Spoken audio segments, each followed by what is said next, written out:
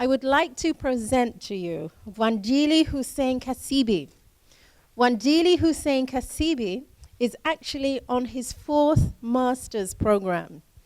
He is single. He's not married, ladies, he told me.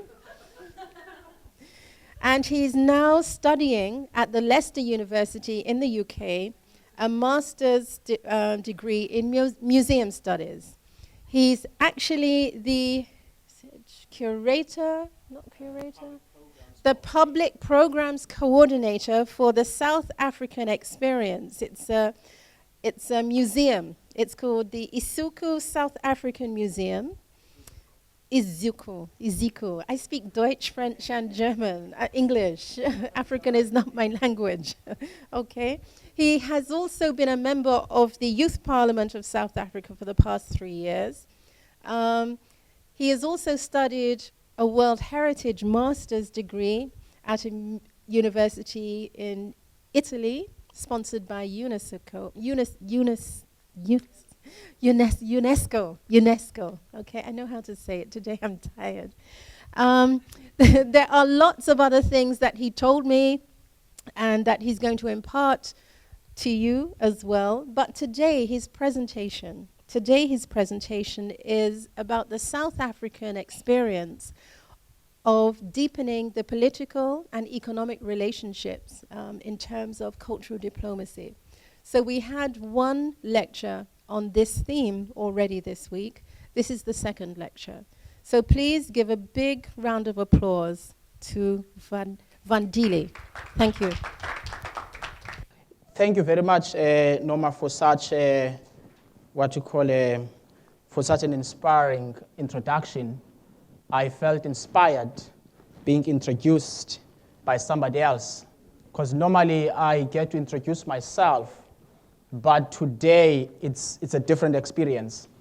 And it's true that I have quite a number of degrees, but it's not something that I boast about, but it's something that I look at as part of my academic, venture, or my academic experience.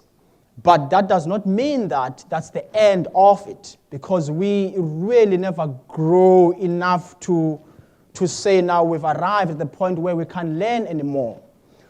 I have traveled quite extensively. That's a part that I said to Norma, I would have to introduce that part myself. I have been to quite a number of countries across the globalizing world. I have been to China, I have been to the Philippines, I have been to Hong Kong, I have been in China, I've been to, Hangzhou region, in Shanghai, I have been to Italy. In Italy, I went to Venice, I went to Rome, I went to Pompeii, I went to Langhe, I went to Genoa, I went to Rome, all these very beautiful cities that have a history embedded in them. I've been to the United States of America, I've been to New York, I've been to Washington, D.C., I've been to Portland, been to Boston, had a meeting with people at Harvard. So when I speak from that place that has a multiplicity of experiences, or rather different layers of experiences, because it means that I have been able to engage with people from different levels, student level, professional level, and political level. And I am happy for being able to do those things, because it basically gave me an understanding of the world beyond my own world, where I'm based in South Africa. Because sometimes when you don't travel, you tend to look at things through a narrow paradigm. And that paradigm sometimes can be dangerous. But if you are able to travel and see the world through a much bigger paradigm, you are able to speak from an informed point of view. And I think that encapsulates the whole point of cultural diplomacy. Because we move from one space to another space as these bodies that carry this, this encapsulated experience of being a cultural diplomat. It means you engage with people on different cultural levels. My talk today, I have scaffolded my talk in such a way that we would be able to speak about the South African experience and looking at South Africa as a microcosm of the world, if I may put it that way, because it is a multicultural, multiracial society. You have people from different corners of the world who today form this identity called a South African identity. It's an environment that makes one feel happy to have been born in an environment that allows you to tap, or rather to venture into other people's cultural experiences. Because it allows you to look at things from different paradigms or from different points of views.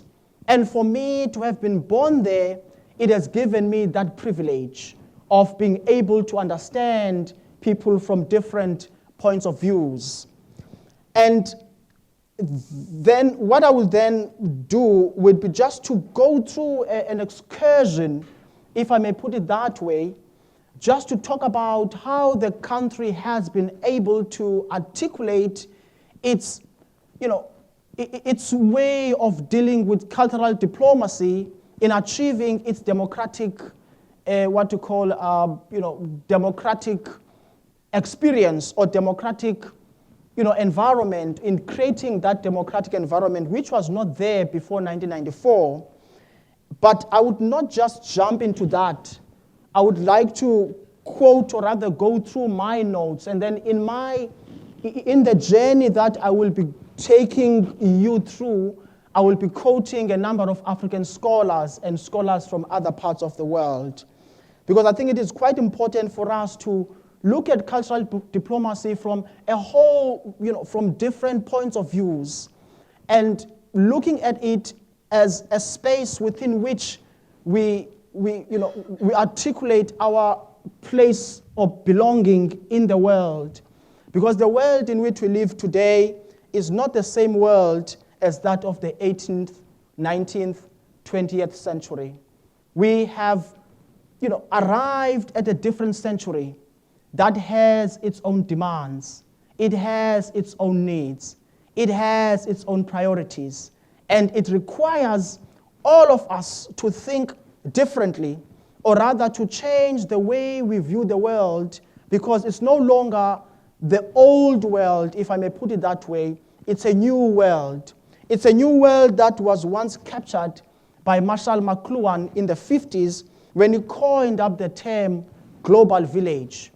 Global village, it speaks about a world that is very much interconnected, the interconnectedness, that what I experience in South Africa could be experienced in Europe. The cultures cross-pollinate. The cultures, they merge. The cultures, they influence each other in such a way that out of that cross-pollination comes what many scholars have termed as the global culture. A culture that goes beyond the boundaries of time and history. The culture that goes beyond the confines of geography. It allows people to interact beyond their own national boundaries. If Africa is being regarded, as we have been informed from the scientific circles and academic circles, that Africa is the cradle of humankind, that everything that we have come to know, or everything that we have come to experience in terms of people from different cultural backgrounds, that all of ethnos emanated from this one place called Africa. That's what the scientists are telling us. And that has been scientifically proven, that all of humanity emanated or emerged from this place. Then there was, of course, a process of dispersion, and others have come to term that process as the diaspora, that we have dispersed from Africa, and then others left Africa many, many years ago, and others remained in Africa. Now, the question is that now, a couple of years later, after this dispersion, others left, others remained. I want you to have a picture of this. Others left, others remained. And the question is that now, a couple of years later, one of these members of the dispersed, one of the members of this dispersed human family, went back to discover the new worlds. And then when he arrived in Southern Africa, he finds his brother there with his family. He finds his brother there basking under the sun or under the blazing suns in the southern shores. And the problem is that now, when he meets his brother there, he does not recognize him. He does not recognize his pigmentation. He does not recognize his culture. He does not recognize his place in society. And that is where the problem started. When we look at how we have come to know each other, there is a history behind that. And when he arrived in the southern shores from the European, if I may put it that way, he meets his own, but he does not recognize him. He does not recognize anything about him. And I think this is where cultural diplomacy should help us find, or help these two brothers find, that common humanity. That thing that had a bond, that thing that held them together before they dispersed, before they emanated from this, African continent many, many years ago. And having said that, this scenario is captured quite beautifully by a Kenyan writer and novelist, Ngugi wa Thiong'o. Ngugi wa Thiong'o wrote a book entitled Decolonizing the Mind. It's a very powerful book where Ngugi takes us through this very important historic interaction between two cultures. And in Ngugi's paradigm, or in Ngugi's observation of the situation, is quite different from how I have described it to you.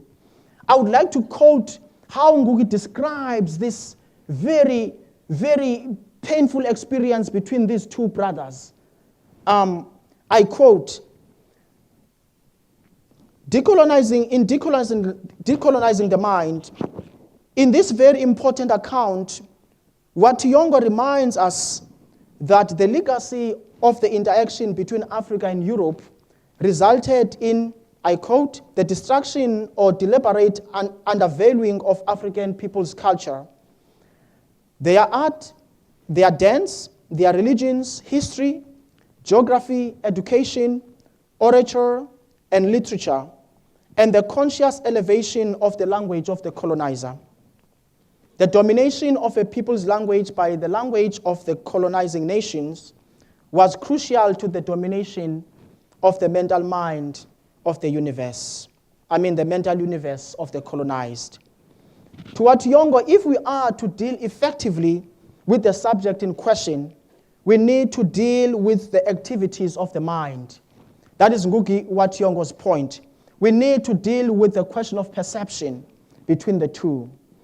Our collective responsibility and common interest is to work towards a common cause, that of restoring human dignity. This is the highest cause to which we must all respond if we are to create a non-violent world once envisioned by Mahatma Gandhi, Dr. Martin Luther King Jr., Mother Teresa, President Nelson Mandela, and many other peace-loving citizens across the globalizing world. Their irresistible voice of reason echoed from a far distant past and present, thus permeating through an unfolding world, reshaping and shaping our destinies. They built an army without any missiles. They were able without any atomic arsenals. They were ready without rockets, real without bullets. They were respected without any ammunition in their hands. Theirs was a cause or a pledge that was once captured by President J.F. Kennedy when he stated, "We pledge our word that one form of colonial control shall not have passed away, merely to be replaced by a far more iron tyranny." End quote. My task here today, as I have already started, is to unpack this very complex subject, cultural alliance, a possible way to deepen political and cultural relations between Africa and Europe. Well, there is just no way that I could encapsulate or capture all of the things or the issues that it basically entails, because it's quite a huge subject. And I will be doing injustice if I say to you that I will be able to capture all of these. I can't. I, however, have an obligation here to break it down into small components so that we are able to, to articulate, or rather to clarify what it really means to be in an alliance. What is an alliance? When we speak of an alliance, what are we talking about? When we talk about culture, what are we talking about? For us to understand the point at which cultural alliances unfold as cultures negotiate their place in these changing times, we need to understand a simple fact that culture itself is a dynamic phenomenon. It's something that changes. It is not static. It changes and moves with times. And our responsibility is to ensure that if culture does change, so are the people who produce culture. If culture is something that is not the same as that of the 18th century, that now we are producing a different cultural product. And I suppose that people's perceptions also should move with the change of that culture. And I think that is where cultural diplomacy should help in the interaction between Africa and Europe.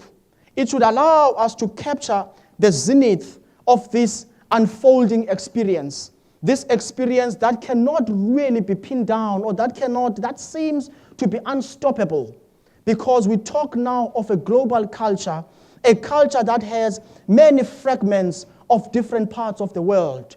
And how do we then articulate our place in this environment that seems to be moving forward but not moving backwards?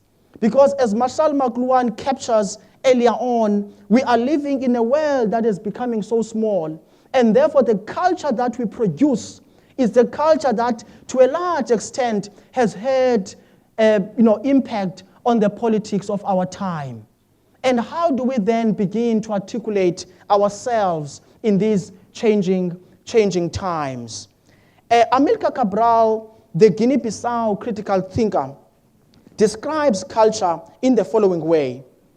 Culture is always in the life of society, open or closed, the more or less conscious result of the economic and political activities of that society.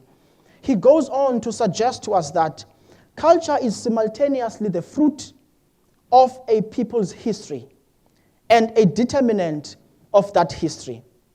By positive or negative influence which it exerts on the evolution of relationship between man and his environment, among men or groups of men within society, as well as among different societies. In this passage, Cabral draws our attention, or draws a picture of the role of culture through which we interact with ourselves, with the world around us. Firstly, he helps us see culture as a common good. That's very important. That culture as something that is open, something that people can actually choose to be in it, or people can just decide not to. It's something that is open, it's something that we all have, the potency to partake in it. It's a common good. It's there in the public domain. What I'm doing right now here, I'm sharing something with you that has a cultural experience.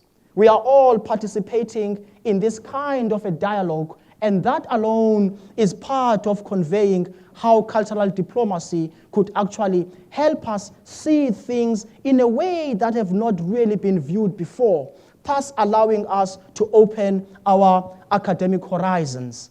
And this particular moment, we are doing exactly that. Coming from a different culture, speaking to all of you from different cultural experiences, that to me presents what Marshall McLuhan once captured in the 50s, that we are indeed living in a global village. In Theodore Adorno, he looks at culture as a prism.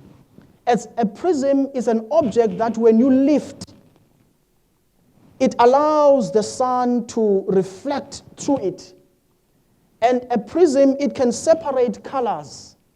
It can allow you to see different colors that come from the source. And to Adorno, culture is like that prism, something that you lift. And then when you point it in a particular direction, it allows you to see the rainbow colors of our diverse society. And I want to adopt this position by Adorno, saying that when we speak from a multicultural point of view, we are able to experience other people's cultures without forgetting our own culture, and thus allow us to speak from a place whereby we say, indeed, we have arrived in the 21st century. Otherwise, there would be no point for us to say we are in the 21st century, yet we still live in the 18th century. Now, what happens now when we talk of an alliance? What is an alliance? An alliance has its own responsibilities.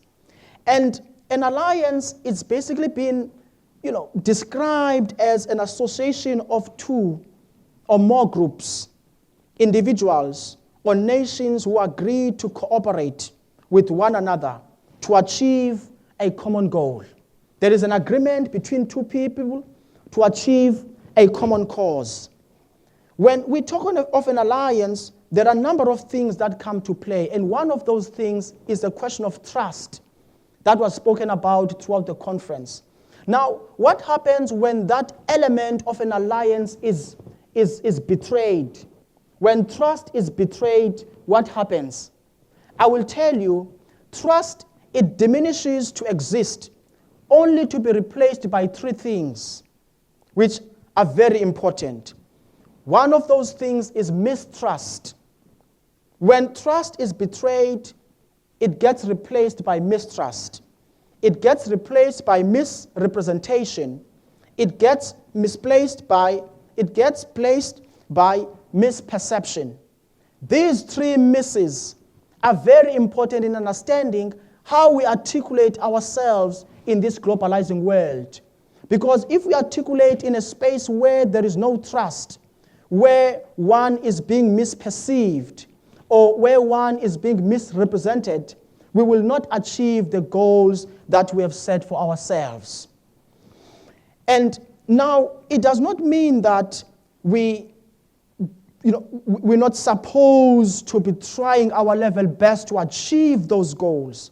It basically means that we still have an opportunity to find ourselves in a space where we can put our priorities in place so that we can be able to work towards a common goal or a common cause. Now, what I would like to do now is to talk about the South African experience. Coming from South Africa, a multicultural and multiracial society, whereby people are given birth to, or they come from an environment that was divided, a socio-political, a socio-cultural, environment that was deliberately designed to have divisions embedded in it. How does cultural diplomacy allows people, or how does it allow people to move from these systematic divisions that were designed politically to make people to live separately forever? That's where I think we need to pin down now and look at the South African experience in the next few minutes before I end. In the South African experience, or in the African context, one would speak of this one element, Ubuntu, meaning that you are who you are because of the humanity of others. That's humanity. This universal philosophy, I suppose, it should underpin any initiative that is aimed at bringing people together. And as a South African, or as a person who is also a member of Youth Parliament, we convene our sessions every year in June. And these sessions are basically allowed, or designed to allow our citizens to be able to look back in order to move forward. And the aspect of looking back is not to be caught up in the yesterday, because the moment you forget where you come from, you will never know where you are, and the chances are you will never gonna be able to project where you're going. And these are the words that I think are carefully captured by the former chair of the TRC, the Truth and Reconciliation Commission, His Grace Desmond Mpilo Tutu. Desmond Mpilo Tutu's argument is, in order for a nation to move forward, we had to sit down as a nation and face our own agonies and face our own ghosts. That was when President Nelson Mandela had just been voted into power, and the challenge was, how do we deal with a past that was so deeply divided? How do we deal with people who had been indoctrinated in such a way that they don't see one another as human beings? That people, they saw themselves as divided along color lines. And the challenge of His Excellency President Mandela was to find a possible way of healing the wounds before we can move into a brighter future. And before he actually came into power, that came into being as an outcome of our bilateral and multilateral relations with cultural institutions across Africa and South Africa. Because while people were marching on the street to dismantle apartheid, which was basically described as a policy of separate development, people, they danced on the street, people, they did cultural performances that were specifically designed to ridicule this system that was so colossal, this system that was so monumental to some people, that seemed to be unbreakable. But then due to this, the cultural activities of the people within South Africa and outside South Africa, because while we were marching on the street across the length and breadth of our country, people were holding, or there were many festivals, or rather concerts, that were held outside of the borders of South Africa. And because of that experience, South Africa, or rather should I say Africa and Europe, there were very strong cultural alliances or cultural ties or cultural bond that were created by these two continents. And the objective was one, to topple down a system that was designed to dehumanize our people, or rather South Africans.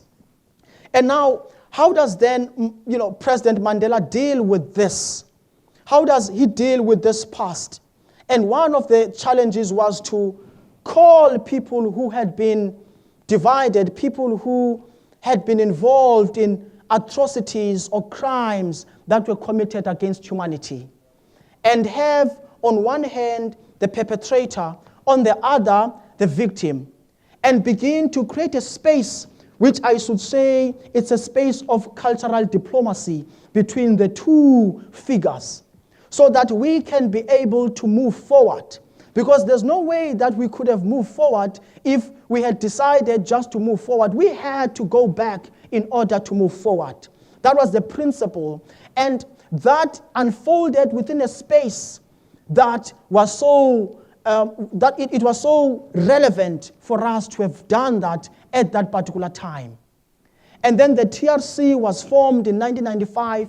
People, they came, they talked about what they did, and others, they forgave the perpetrators, and the perpetrators, they showed remorse, very honest remorse. And then the country now, we have two forces that, have decided to, leave out their own comfortable spaces and walk into a space of engagement, and walk into a space of cultural diplomacy, so that the country itself can no longer suffer from the pains of its past. So my argument is here, we cannot, or cultural diplomacy cannot be articulated in amnesia. We cannot articulate, or rather, justify cultural diplomacy within a space where we choose to ignore what happened in the bygone years. We have to make sure that whilst we remember, or whilst we have the remembrance of what happened yesterday, we don't remember in order to use that past to barricade others. But we remember in order for us to be mobilized enough not to allow that past to occur again. That is the only rationale why the past, present, and future can never be separated. These are very important epochs that if one makes progress, one has to look at what has been the historical experience of this glass, and what are the natural ingredients that have basically made up this component, and how do I use it now, bearing in mind that the yesterday is the yesterday, and how do I move forward? Now, in conclusion, because we don't really have much time, so my argument here is that cultural diplomacy has been able to allow South Africans to be able to speak from a point of view of social cohesion, a space that allows us to speak from a place of coming together, a place of togetherness. Now, there are a few things that I would like to share with you, suggestions that I think have been able to assist us in Africa to speak of cultural alliances within a space of progress. One of those is the 2010 Soccer World Cup, which was another brick that allowed us to build an inclusive society.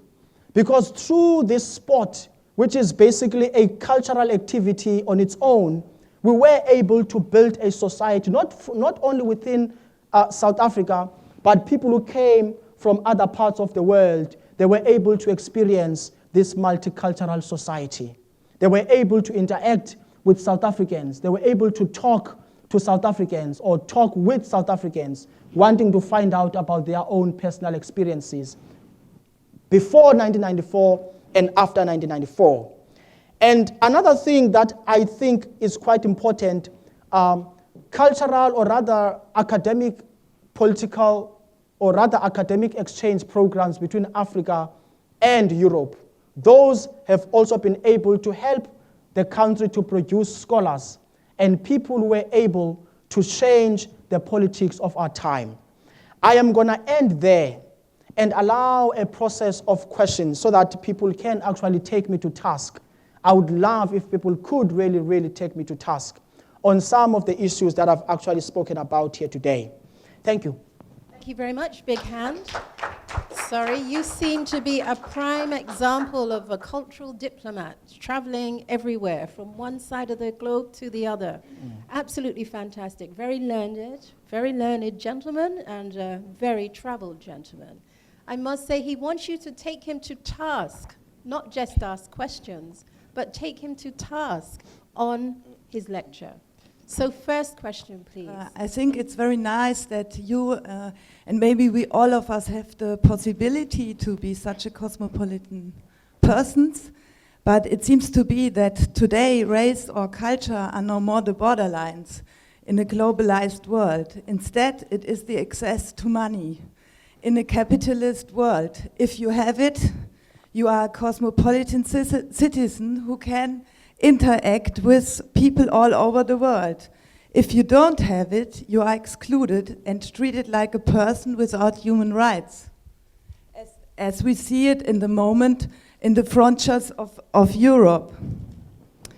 Yeah, and I would like to know what is your opinion to this? I think that cosmopolitanism, as once described by Kwame Appiah in his book on cosmopolitanism, technology has made the world so small that you could experience certain things in the comfort of your own space.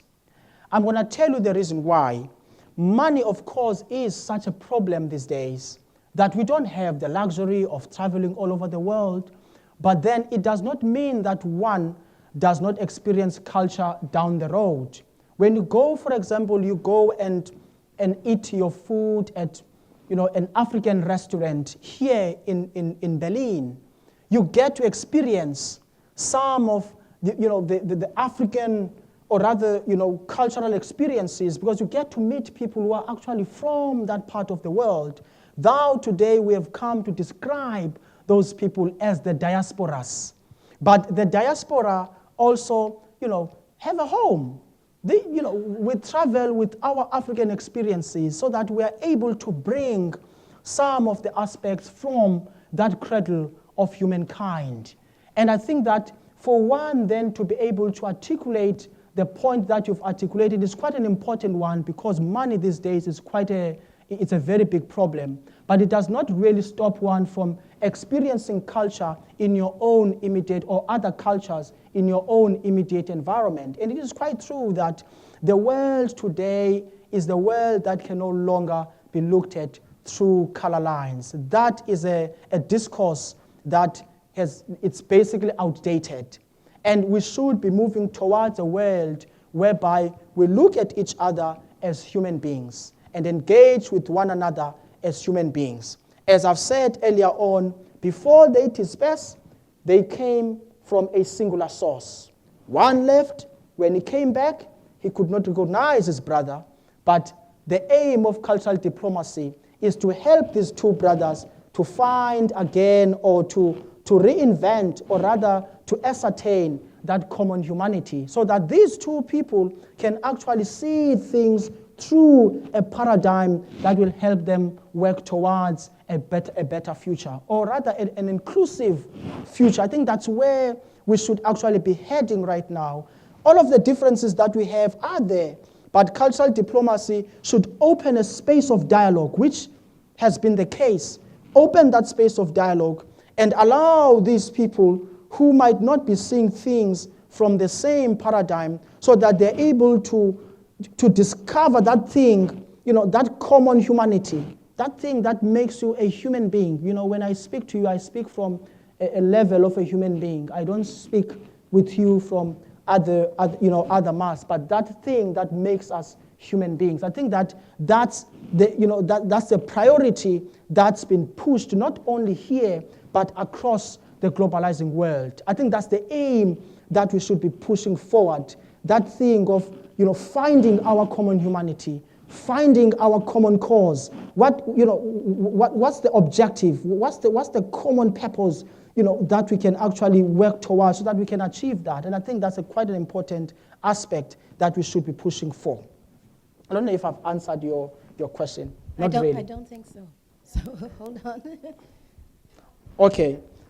Yeah, I'm talking of the people who are trying to migrate in the globalized world and who are imprisoned on the European borders without being brought to a court, and they can be arrested for at least 1 year.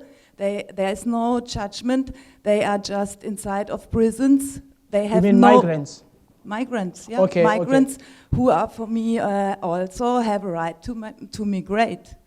I think that's quite an important, I understand when you say migrants, because I thought we were talking generally, experiencing cultures and not being able to have money.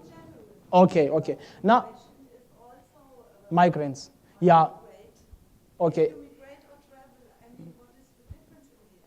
Okay, I think the question of migration is quite an important one because it has politics in it. And I think that the world in which we live is governed by politics. And it's unfortunate that people can't just move freely. They have to be taken through these, they have to be searched at the borders. And that actually, there is a rationale behind that from a political point of view.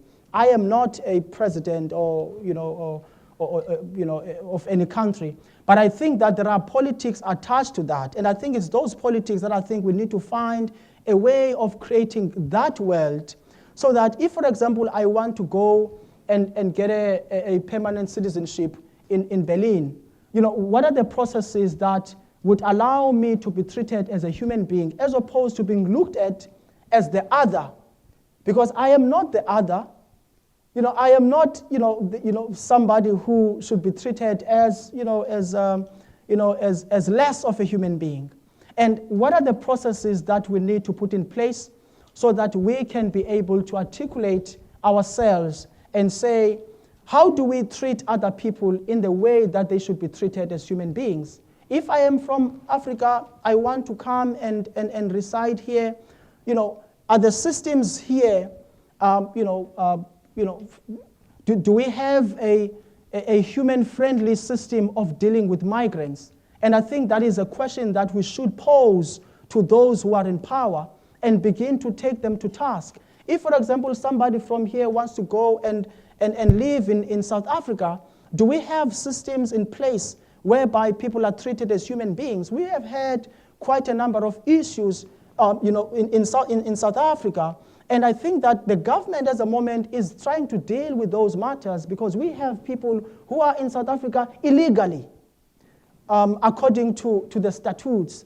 And the question is, how do we make sure that people, they get the necessary papers so that they are actually able to live in South Africa just like anybody else who would like to go and do business in South Africa, or somebody who would like to go and mingle with South African citizens. And I think that that's a question that is quite big, and it really needs all of us here to pose that question, or rather to take politicians to task, because at the moment it's quite a problem all over the world.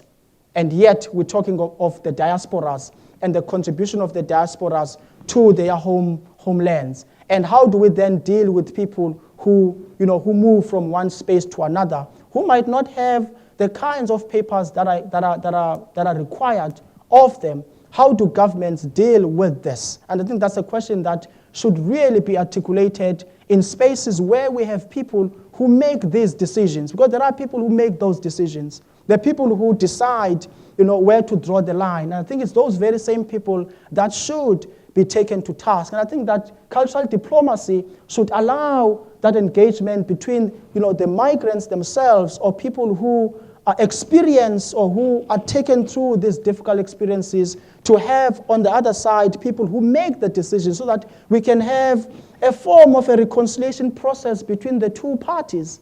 And reconciliation, I think, is something that should actually be taken, through into these very difficult situations, because there's nothing that cannot really be resolved. But the question is, how does cultural diplomacy allow us to have, on one hand, a migrant or somebody who has migrated from another space, and somebody who makes decision that might actually have negative impact on how this person actually experiences his or her life? I'm Question two, coming back to cultural diplomacy in South Africa. You were quite optimistic and positive that really you think cultural diplomacy did have an important impact, especially in the reconciliation process in South Africa. I was wondering if you could just share maybe your favorite example. Let's say, something specifically, whether it's sports as cultural diplomacy, or it's maybe a project you experienced that you thought was really effective in terms of especially reconciliation. Be interested to hear. Okay. So your favorite example of cultural diplomacy? Okay. In the context of the TRC, right? Because there are many, many contexts. I think the question was your personal favorite example of cultural diplomacy. So it doesn't have to come from a TLC, a TRC point of view. Yeah. Your personal experience. Okay, I will speak from that. The very first sessions that we held of the TRC were held in East London, where I was born. And what happened here, these were the very earliest public discussion, not discussions, but public interactions between the perpetrators and victims. And the Archbishop wept there. The chair of the commission wept because of the atrocities that people had to confess in front of the international television, national television. We all wept when the Archbishop wept. And when the victims also wept, we all felt that pain, that agony. But what was amazing about it, though, was one thing. The whole experience, what people were able to shake hands, something that never happened before, something that never, nobody would have thought that, black and white would shake hands in public. That before 1994, that would have been a crime, or you would be breaking the law. Even if you black, you white, you found in the same room, you will be taken to jail if you're black. Now, bringing these people in the same space like this was one thing, something that amazed all of us, because it basically showed how the country was willing to transcend beyond the boundaries of race. To me, that was quite an amazing experience. The second thing was, when the TRC, I'm talking about just that one session, there were many sessions of the TRC.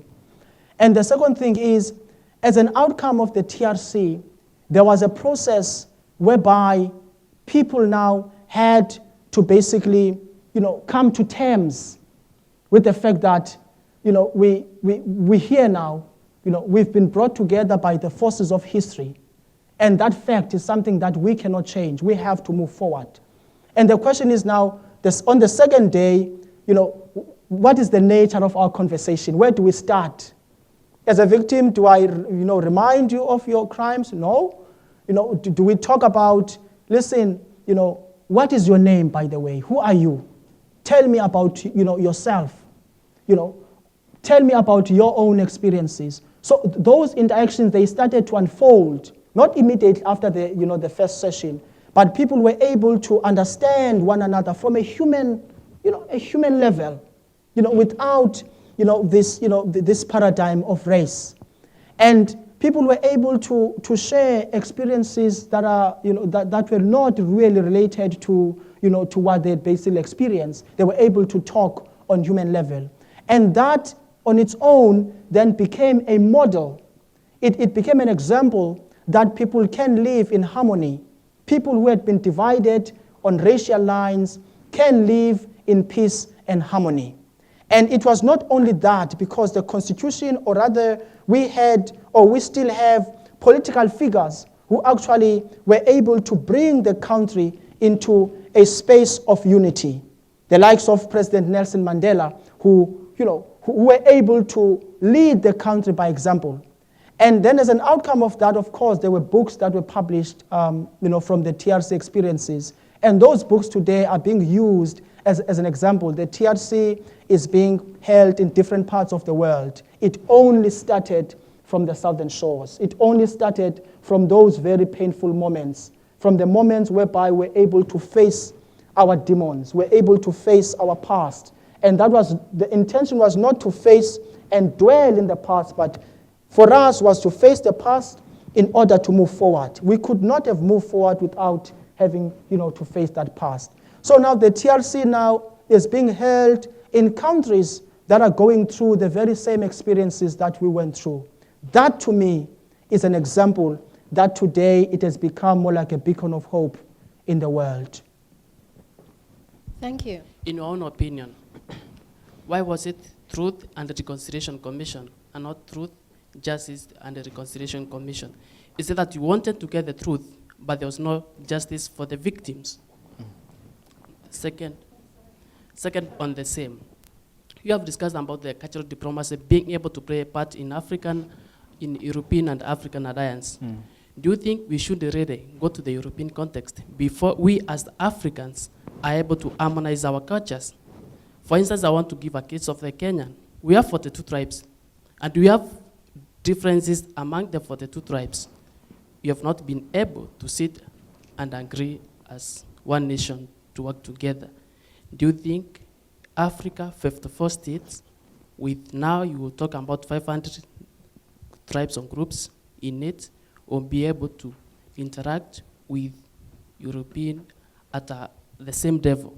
Or should the aspect from the European aspect, I agree cultural diplomacy has something great to do. This is what's happening in my own country. That's why you're meeting different groups of people to be able to interact and to understand each other. Then I'm asking you, should we have a universal interaction with Europe, or should it be customized from one country to another country? Thank you. Okay. Thank you. Good question. The question of justice is quite an important one. It's a question that has been raised in quite a number of platforms. And the TRC itself, it's a process that I think it should be a continuous process, because dealing with the question of, the race, it's a process that will take quite a number of years for people to begin to say we've arrived.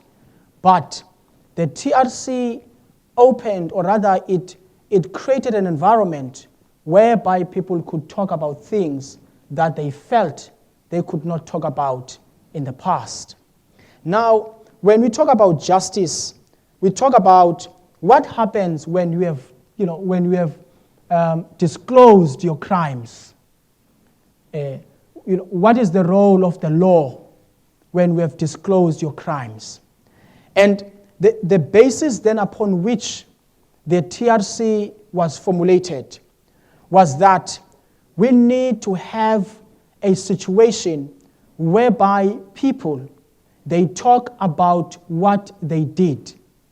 And when people have spoken about what they did, and if the victims forgive those people,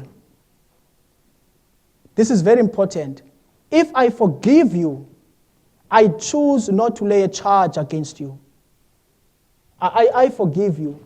You did this, you stole my pen. Now you told me that you stole my pen. I forgive you. Then you can go on with your life. You can go on and live your life in peace. And you can go on and live your life. I choose to do that. Others would then say, I don't choose to forgive you. If somebody wants to lay a charge, somebody would basically do that. But unfortunately, in the context in which the TRC was formed, it was formed so that it allows people to talk about these differences. And those who would like to forgive would forgive, and those who do not want to forgive, they won't forgive. And fortunately, in our context, people, they forgave their perpetrators, because they can't bring their dead ones back. It's something that happened. But then on the other side, there were perpetrators who did not come forward to the TRC. And some of them, they passed away. Some of them, they died without having, come forward and talk about their own crimes. And that is a matter that I think is beyond our own control. They passed away, with their own crimes. And I think that in the context of those who were able to forgive, it was a very, wonderful experience, because it showed the world that people can still forgive. And then the question of justice, of course, if I forgive you, I don't lay a charge, and then you go, you're free. You get your second chance.